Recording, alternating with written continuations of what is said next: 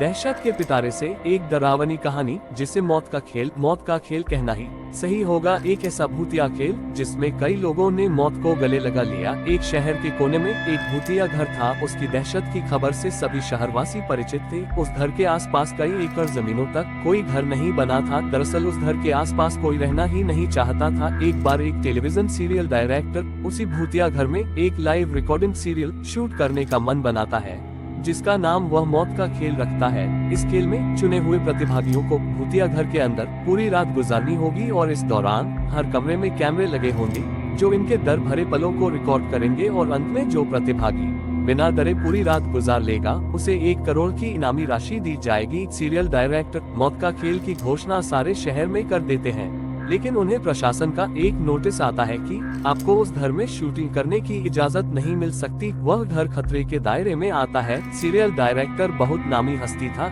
इसलिए वह निजी तौर पर प्रतिभागियों की जिंदगी की सुरक्षा की गारंटी ले लेता है और कुछ शर्तों को लागू करने के बाद प्रशासन से उस भूतिया घर में सीरियल रिकॉर्ड करने की मंजूरी मिल जाती है, जिसके लिए उसे 2 गुने पैसे खर्च करने पड़ते हैं। प्रशासन की परमिशन मिलते ही पूरे शहर में मौत का खेल के पोस्टर चिपक जाते हैं।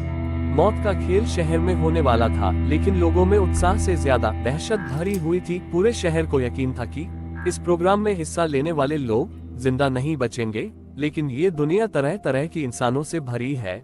उस प्रोग्राम में इनाम की लालच में कुछ लोग हिस्सा लेने पहुंचते हैं। सभी प्रतिभागियों को उनके नंबर दिए जाते हैं और साथ ही उनके हाथ में एक इलेक्ट्रिक ब्रेसलेट बांधा जाता है। यदि उन्हें डर लगे तो वह उसमें लगी बटनों को दबाकर इस प्रोग्राम से बाहर आ सकते हैं। प्रतिभागियों में 12 लड़के और 3 लड़कियां होती हैं। दिन के समय ही बिल्डिंग के कमरों में कैमरे लगा दिए गए थे, क्योंकि रात को भूतिया आत्माएं उस बिल्डिंग के कमरों में दहशत का तांडव मचाती है और रात के समय अंदर जाने की हिम्मत बहुत कम लोग ही जुटा पाए थे। एक एक करके सभी प्रतिभागी अंदर चले जाते हैं। सभी अपने नंबर के हिसाब से अपने कमरे को चुनते हैं और अंदर जाते ही सभी को अंदर से ताला लगाकर चाबी बाहर फेंकनी होती है। दरवाजे का ताला इलेक्ट्रॉनिक बनाया गया था।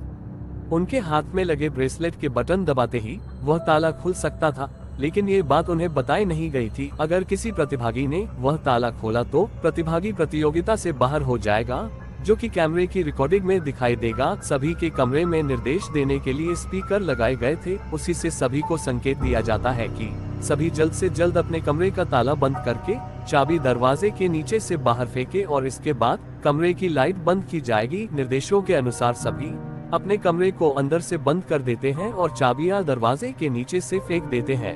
कैमरे नाइट मोड रिकॉर्डिंग के अनुरूप लगाए गए थे, इसलिए भले ही प्रतिभागियों के कमरे में अंधेरा हो, लेकिन दर्शकों को टेलीविजन स्क्रीन में सब कुछ नजर आ रहा होता है। धीरे धीरे डर की दस्तक हो जाती है। प्रतिभागियों में से एक लड़की अचानक अपने कमरे में चीखने लगती है। उसे ऐसा लगता है कि कोई उसका गला दबा रहा है और वह छटपटाने लगती है।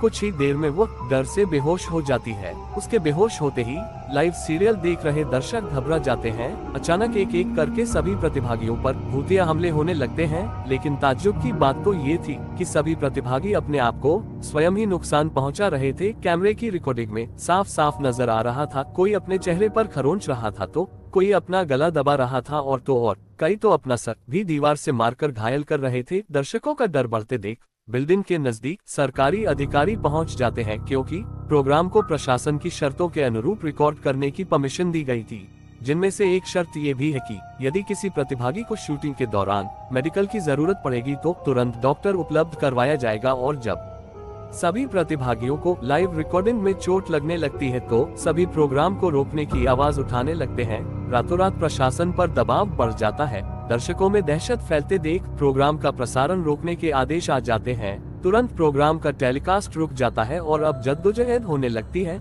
सभी प्रतिभागियों को बचाने की फायर ब्रिगेड की गाड़ी बिल्डिंग के बाहर पहुंचती है, लेकिन रात के समय उस भूतिया बिल्डिंग के अंदर जाने की हिम्मत फायर फाइटर्स की भी नहीं होती।